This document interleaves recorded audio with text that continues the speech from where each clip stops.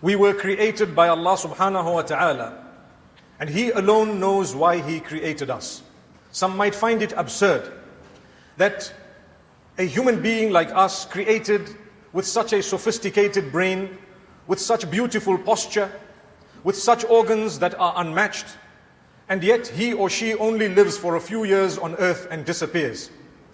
But Allah subhanahu wa ta'ala, for a believer, has responded to questions that may arise and have arisen as to why He created us.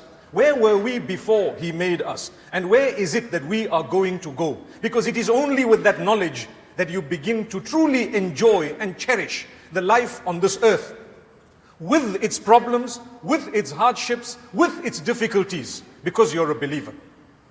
If you do not believe, and you do not want to look into what Allah Himself has said about where you were, where you are, and where you are going, you will never be able to understand. And you won't enjoy truly, because for you, it will be a rat race throughout your life. You will be running behind things that do not have deeper pleasure than a few moments. And this is why it's important for us to constantly lead our lives within the pleasure of Allah. وَمَا خَلَقْتُ الْجِنَّ وَالْإِنسَ إِلَّا لِيَعْبُدُونَ. We know this verse, we've heard this verse, we understand this verse. It means, I have not created mankind or jinnkind except that they worship me, except for them to worship me. When we hear this verse, many people think, what exactly does this mean? All it means is, I want you to lead your life exactly as I told you to lead it. You need to fulfill the obligations and stay away from the prohibitions. So fulfilling obligations, mashallah, we know, a lot of us know. We are here today, Masjidun Nur in Abuja, on this beautiful day of Friday, at this beautiful time of Jumu'ah. We have gathered in order to fulfill an obligation on us, because we know it's an obligation. But many of us do not realize that the sins that Allah has declared as being major, the sins that Allah has declared as being the worst, those which will affect you most on earth and even in the hereafter, they are things that we do not talk about often, and sometimes we don't want to correct ourselves in that regard. We find many people outwardly very pious. They will do 5 salah, but they have a problem of the bottle. They have a problem of adultery. They have a problem of pornography. They have a problem of something else. They have a problem of gambling. So many other issues. So it's important that we look into some of the worst of the sins that Allah says are the most dangerous, most damaging, most harmful, in order for us to protect ourselves. But before I commence with mention of 2 hadith for today's lecture, I want to tell you, my brothers and sisters, remember something. Islam is a religion based on the mercy and forgiveness of Allah. Don't ever forget that. Islam is a religion based on the mercy and forgiveness of Allah. Evidence of it is in the very opening of the Qur'an. Evidence of it is when you start to read the Qur'an, you are taught to say something. What is it? Bismillahir Rahmanir Rahim. Amazing. Think about those words that you've just said. In the name of Allah, the most merciful, the most compassionate, the most forgiving, whatever the term mercy includes. There are 2 types of mercy being made mention of here. One is specialized for the believers, and one is general, even for the non-believers.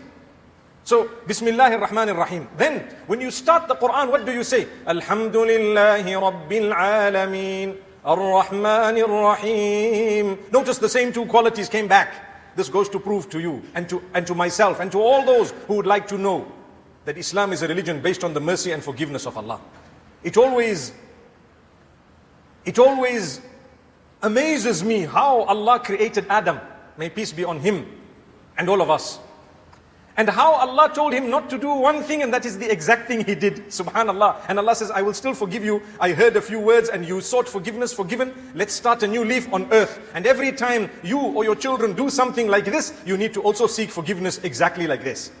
So now we're on earth. We will try our best to obey the commands, but let's talk about the prohibitions. Ijtanibu sab'a al-mubiqat. The Prophet ﷺ, hadith authentic, narrated by Abu Hurairah radiallahu anhu. He says, and he was serious about it, stay away from the 7 most destructive sins. Most destructive sins. What type of destruction? Wallahi, on earth as well as in the hereafter. Now, I told you already, when you seek forgiveness, you will be forgiven by Allah. When you ask Allah's mercy, He will grant you the mercy. So, if you have engaged in any sin between you and Allah, you will be forgiven. Remember that. When a person commits shirk, people say he will never be forgiven. That's not true. The Qur'an speaks about shirk not being forgiven for the one who has passed away on shirk and did not seek forgiveness. As for the one who sought forgiveness from any sin between him and Allah, wallahi it is forgiven. Wallahi it is forgiven. The Sahaba radiallahu anhum in Mecca, the Muhajirun, prior to their Islam, what were they? They were mushrikeen. They committed shirk that we would not even think of at times. They used to worship things that we or some of our forefathers, limited forefathers, have not even done. They are forgiven. Why? Because they changed their lives. They sought forgiveness. If you change your life and seek forgiveness, Allah will forgive even shirk. Don't misinterpret the verse where Allah says, إِنَّ اللَّهَ لَا يَغْفِرُ أَن يُشْرَكَ بِهِ وَيَغْفِرُ مَا دُونَ ذَلِكَ لِمَن يَشَاءُ. Allah will never forgive shirk, but He can forgive anything besides that, whatever He wishes. That is referring to a person who dies without seeking forgiveness, without turning to Allah, and without changing his or her life. Indeed. Which means still Allah can forgive someone who did not repent for any sins besides shirk. What is shirk? Association of partnership with Allah in worship. You worship someone, something besides Allah or with Allah. That is known as shirk.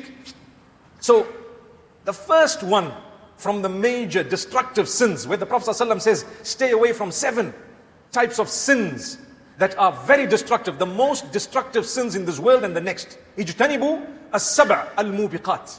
Those that would result in your punishment in this world and the next. Destructive. The first one, ash-shirku billah. Stay away from associating partners with Allah subhanahu wa ta'ala. If you have, turn back to Allah. If there is ever any act that you are doubting, you rather leave it out than to engage in something that might just be wrong. Because those acts of worship Allah wants you to engage in, they are enshrined very clearly. As for those that are not clear, you can actually leave them out. It won't be a problem. Because Allah subhanahu wa ta'ala has taught you what you need to know in clarity. May Allah subhanahu wa ta'ala make it easy for us. The second one, you will be surprised, as-sihru, magic. To engage in magic, to participate in black magic, to ask for it, to go and seek it, and to be a party of it. All of that is considered al-mubiqat, from among those sins that are extremely destructive in the dunya and the akhirah. Why? The Prophet Muhammad ﷺ says, Man sahara faqad ashrak. Whoever casts a spell has associated partners with Allah. My brothers, my sisters, it is rampant across the globe now. It is becoming more where people are participating in magic to get things. Subhanallah. People are engaging in magic thinking that by us doing something like this, we are going to achieve goodness, not realizing you are cutting the umbilical cord between you and Allah in a figurative way. May Allah subhanahu wa ta'ala protect us. Never ever resort to magic or some superstitious dealings in order to achieve something or in order to destroy something. Never do that. It is too costly. It will cost you your Jannah. It will cost you your relation with Allah. Don't do it. Don't go to someone to say, I have a problem. I want to marry a married woman. I need you to cast a spell so that they are divorced. La hawla wa la quwwata illa